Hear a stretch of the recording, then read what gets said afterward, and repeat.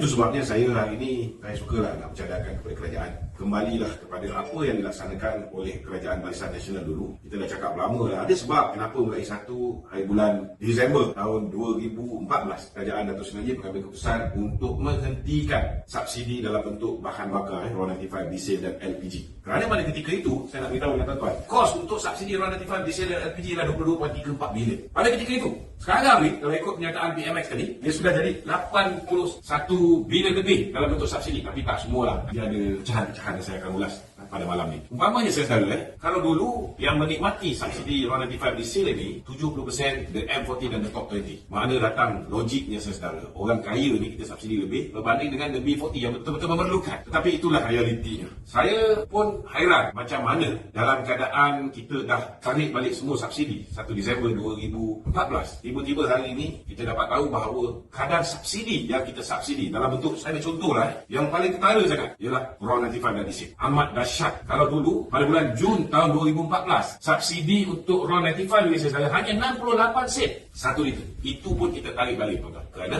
orang yang bawa kereta besar, lagi besar kereta dia contohnya, lagi banyaklah dia akan dapat subsidi ataupun bantuan daripada kerajaan. Sebagai contoh, kalau orang yang isi minyak motor dengan 68 sen subsidi 1 liter, kalau dia pakai motor tak cair, dia hanya dapat lebih kurang dalam RM2, 4 sen saja. Orang B40 dia habis kuat pun mungkin dia pakai kancil Myvi isi minyak kalau Jun 2014 tuan-tuan, berapa dia punya kos Jun 2014? Mungkin dalam sekitar RM50 saja. Maknanya setiap kali dia isi tangki penuh, dia menikmati subsidi hanya RM17.40. Yang kelas menengah yang pakai Camry, mereka menikmati subsidi lebih kurang dalam RM54 kerana tangki penuh mereka RM150. Pada ketika itu mereka menikmati. Kalau orang tak ada subsidi, dia akan kena bayar RM200 lebih tuan-tuan. Itu belum lagi campur bila the top 20 datang dengan Jaguarnya, datang dengan R-Classnya, dengan S-Classnya, lagi besar kereta mereka, lagi kuat untuk kadar minyak.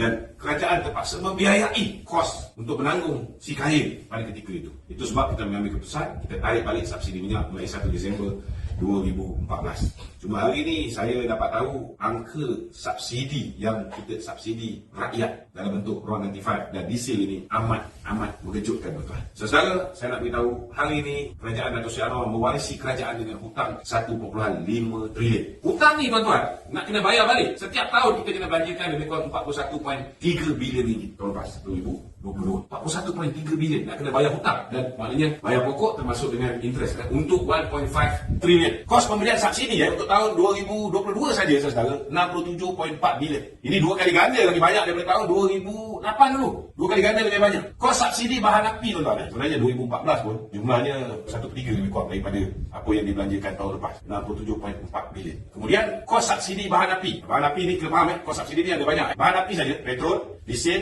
LPG. LPG ni gas memasak. Jumlah dia untuk tahun lepas saja kita subsidi tuan-tuan 50.8 bilion. Ni untuk tahun lepas. Kalau ketika kita tarik balik subsidi tu tahun 2014, pada ketika itu jumlah yang kita perlu subsidi kalau kita tak tarik hanya 22.34 bilion. Maknanya lebih 1 kali ganda tuan-tuan berbanding dengan apa yang kerajaan belanjakan untuk tahun lepas. Kos subsidi untuk elektrik. Elektrik saja tuan-tuan 9.8 bilion tahun lepas kita subsidi. So kalau campur dua ni, 50.8 campur dengan 9.8 lebih kurang dalam 60.6 bilion hanya untuk subsidi RON95, diesel, LPG dan juga elektrik.